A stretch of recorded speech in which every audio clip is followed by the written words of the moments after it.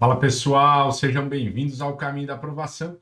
Hoje nós vamos trabalhar direito constitucional, mais especificamente os direitos sociais, nacionalidade e políticos. E até o final do vídeo a gente vai resolver algumas questões, pegar alguns bizus para você ser aprovado no cargo de agente socioeducativo aqui para a SAP em Santa Catarina. Você está no Caminho da Aprovação com Gustavo Gomes, então roda a vinheta e vamos para o conteúdo. Bora lá!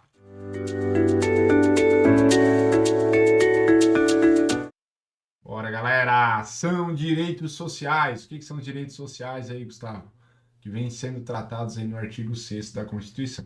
Os direitos sociais, vem uma lista aqui no caput, na cabeça do artigo da legislação, que tratam aí sobre a educação, a saúde, a alimentação, o trabalho, moradia, o transporte, o lazer, a segurança, a previdência social, a proteção à maternidade e à infância, a assistência aos desamparados. Olha que monte de coisa que vai perguntar lá para você e você vai ter que saber. Então, para isso, a gente pega o mnemônico aí, que quem já é concurseiro, acredito que até já tenha um certo conhecimento. Quem não é, vai aprender agora. A gente vai falar assim, ó, o Edu mora lá, Saul trabalha ali e o Assis prossegue transportando o preso. Mas que coisa louca é essa, professor? O que você quer dizer com isso? Edu de educação, mora lá, moradia e lazer. Aí já mata esses três aí. Saúde trabalha ali, saúde, trabalho e alimentação.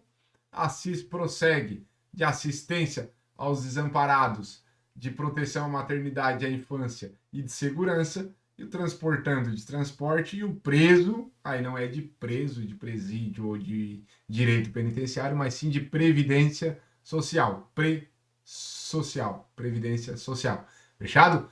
Grava aí, isso é importante, cai na sua prova, dá uma olhadinha com bastante carinho.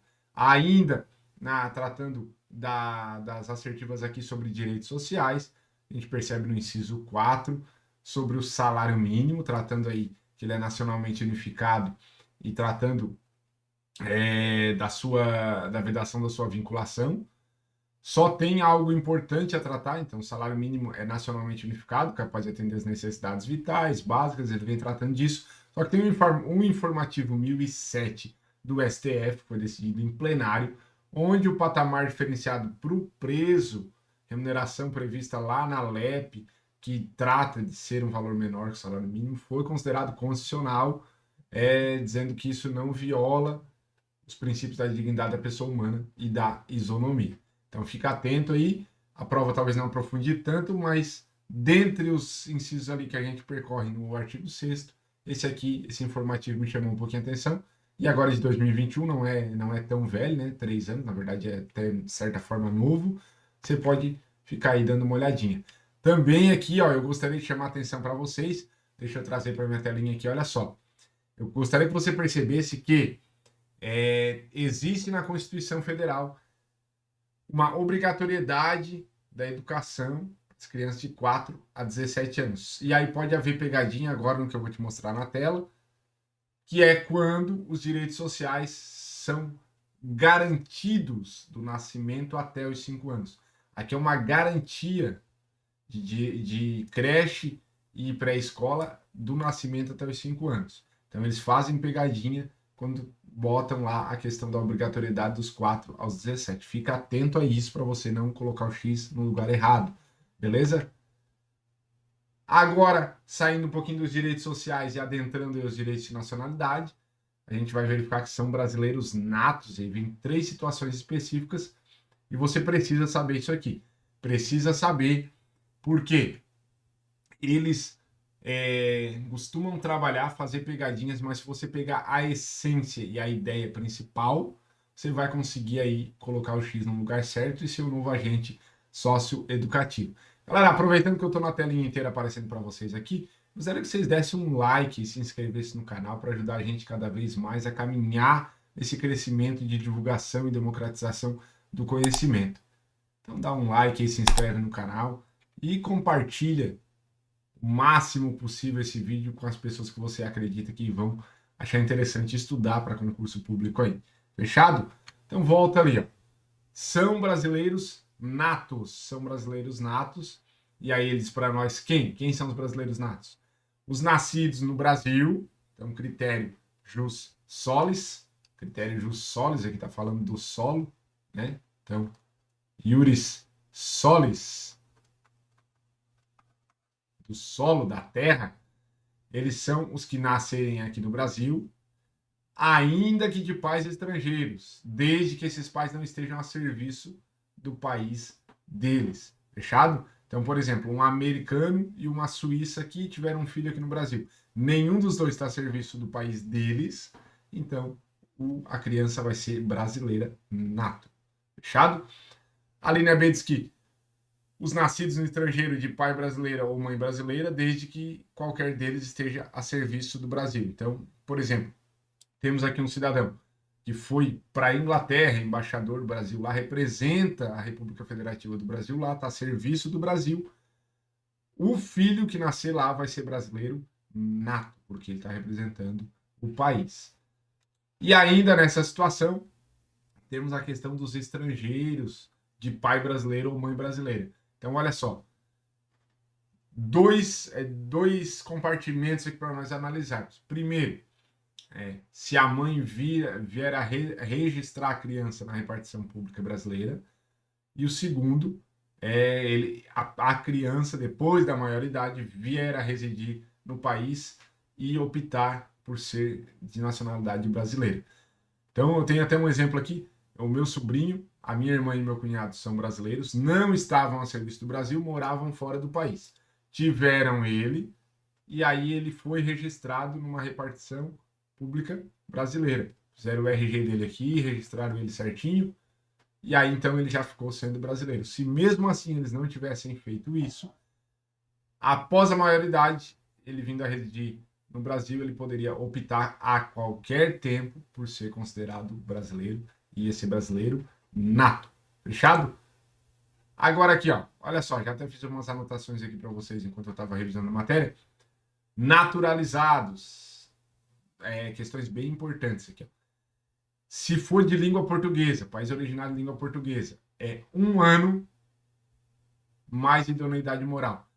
Mas é 1 ano ininterrupto, então não caia na pegadinha. 1 ano ininterrupto. Ah, professor, ele veio aqui, ficou 3 meses, voltou, ficou mais 3, depois ficou mais 6. Não vale. É 1 ano ininterrupto. Aí ele vai poder se naturalizar brasileiro. E os estrangeiros que não são originários de língua portuguesa, o que acontece com eles? Eles têm que ficar mais de 15 anos sem condenação penal, só que eles ainda precisam requerer essa nacionalidade brasileira, beleza? E o que isso muda, Gustavo? O que isso muda? Muda porque quando nós formos aqui, ó, nos cargos privativos de brasileiros natos, no nosso mp3.com, a gente vai ver que só pode acessar a esses cargos os brasileiros natos. Tá, então o que é esse mp3.com? A galera que é um pouquinho mais nova aí, talvez nem conhecer, só conhece o formato MP3, não conhece o mp3.com. O MP3, de fato, aquele aparelhinho de MP3 que a gente acabava comprando para ouvir música e tal, não tinha tanta tecnologia como tem hoje, né? E aí o nosso mnemônico traz o quê? mp3.com, o primeiro M de ministro da Defesa, o último de ministro do STF. O P3 vem dos 3 presidentes, República, Senado e Câmara dos Deputados, sendo que o presidente da República carrega consigo o vice. E ainda citamos carreira diplomática e oficiais das Forças Armadas. Galera, aqui, ó, ponto importante e novinho, tá? Ponto bem novo. Deixa eu ver se eu tô na tela certinho para vocês. Estou. Ponto bem novo, bem interessante aqui, que é a perda da nacionalidade. Então, ela pode ser ocasionada por uma sentença judicial, desde que seja provada ali a fraude à naturalização, ou um atentado contra o Estado Democrático ou contra a ordem constitucional. Só que existe algo bem novo, vou frisar para vocês aqui, ó, que é a questão do pedido expresso. A pessoa pode pedir, o brasileiro pode pedir a perda da nacionalidade, e aí essa perda da nacionalidade vai acontecer desde que ele não se torne apátrida. Se ele for ficar sem pátria, não vai ser concedido. Mas se ele for ter alguma pátria, ele pode perder a nacionalidade. E ainda, ele pode, mesmo renunciando a essa nacionalidade, requerer readquiri-la novamente, posteriormente. Beleza? Bem interessante isso. Aí a gente vai caminhando e vai chegando nos direitos políticos, certo? Eu vou pedir um minutinho para você aqui, para que a gente possa mostrar para você o site do caminho da aprovação e você consiga chegar aqui, ó, na nossa plataforma, que é muito intuitiva, trabalho bem diferenciado, consegue gerar cronograma, fazer simulados, fazer flashcards, fazer caderno de estudos, tudo por aqui. Uma plataforma bem legal, bem interessante. Caso você tenha interesse em vir conosco para o time, os contatos estão aqui na descrição. A gente também faz aí uma mentoria personalizada, otimizando seu estudo rumo à sua aprovação nos concursos públicos. Fechado? Continuando aqui a nossa aula, Direitos Políticos, o alistamento eleitoral ele é obrigatório para os maiores de 18 anos, então eles precisam votar. Agora, olha só, a pegadinha vem nos facultativos. Analfabetos é bem tranquilo, de 16 a 18 é bem tranquilo. Só que como a gente lembra que lá no Estatuto do Idoso, o idoso é a partir dos 60 anos, a gente fica com isso na memória e acaba caindo na pegadinha. Aqui no alistamento eleitoral, são os maiores de 70 anos que são dispensados, aí são facultados a voltar. Pode voltar ou não, tá? Então fica atento a isso. Aí as condições de elegibilidade, uma passada geral. Agora, bem importante, está aqui no outro slide para você ver, são as idades, isso cai bastante. A idade mínima para ser presidente, vice e senador é 35 anos, governador e vice, 30, deputados, prefeito e juiz de paz, 21 e vereador, 18. Então fica ligado que isso aqui cai bastante e é bem interessante. Tem a questão do mandato, né? Prefeito, presidente e governador pode se eleger por um mandato subsequente ao seu, por um único período, depois ele tem que sair, daí depois até pode voltar. Para concorrer a outros cargos, eles têm que renunciar 6 meses antes do pleito. Agora, bem interessante essa parte aqui, ó. São inelegíveis e inelegíveis, não podem ser votados. Quem? O cônjuge, parente consanguíneo ou afim, ou por adoção, do presidente, do governador e do prefeito. Então, olha só, o Zezinho quer se candidatar a deputado, mas o pai dele é governador do estado. Ele não pode se candidatar a deputado. São inelegíveis. Porém, se ele já for deputado e é candidato a uma reeleição, aí sim há essa permissão. Então, há essa ressalva aqui. Você precisa ficar atento a isso, beleza? Vou botar até em vermelhinho aqui para você ver. Fechado? Questão do militar. Se ele for, ele é alistável e elegível. Se ele for eleito, quando ele se candidata, ele fica afastado. Se tiver menos de 10 anos, ele deverá ser afastado da atividade. Se tiver mais de 10 anos, quando ele for, ele fica agregado e depois de eleito, ele vai automaticamente para a inatividade. Fechado? Fica ligado nisso, bem interessante também. Vamos agora resolver uma questãozinha. Eu estou vendo aqui que eu já deixei a tela grifada aqui. Peraí. Deixa eu trazer para a tela aqui. Fica olhando essa minha cara feia que eu vou tirar aqui para vocês não ver. Senão vocês vão roubar a questão aqui. Dá uma olhadinha aí. Tá me vendo uma cara bonita. Fica aí esperando. Olha que quem sabe faz ao vivo. Agora sim a gente traz para o slide 2. E olha só a questãozinha que trata aí do Enzo Valentino.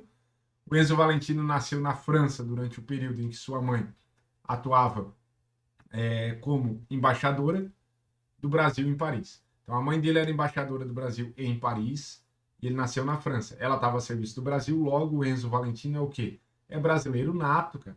Ele é nato. E a questão até tenta te direcionar aqui, porque ele fala que após residir em diversos países por mais de 20 anos de vida, Enzo Valentino verificou que seria interessante morar no Brasil. E aí ele volta e ele ainda quer se candidatar a um concurso aí de carreira diplomática. E aí, ele pode ou não pode? A letra A diz que ele poderá residir desde que tenha visto. Claro que não, cara. Ele é brasileiro nato. A letra B fala que ele é naturalizado, também não. A letra C fala que ele é estrangeiro, então só sabendo isso, que ele é brasileiro nato, porque ele é filho de mãe brasileira que estava a serviço da República Federativa do Brasil.